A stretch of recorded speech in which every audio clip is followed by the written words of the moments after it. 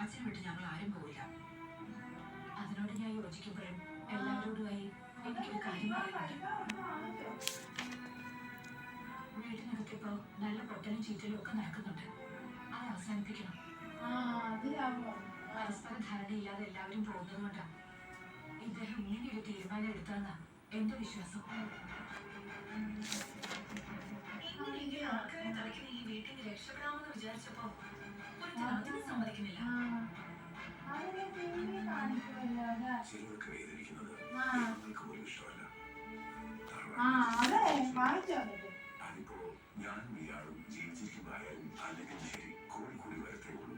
അവനവന്റെ ധർമ്മം പറഞ്ഞ് മുന്നോട്ട് പോയില്ലെങ്കിൽ ഇന്ന് നീ ഇത് കേൾക്കണം. ഇനി പക്ഷേ നിങ്ങൾ ആരും പറയാതെയായിരിക്കും ഞാനത് ചെയ്യുന്നത്.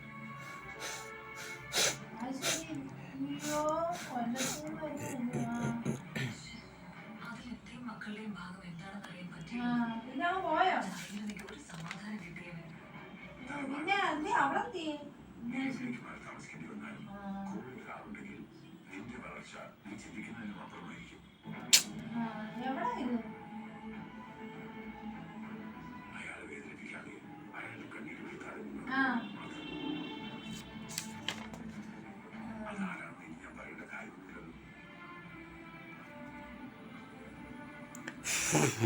ജോലിക്ക് പോയോ?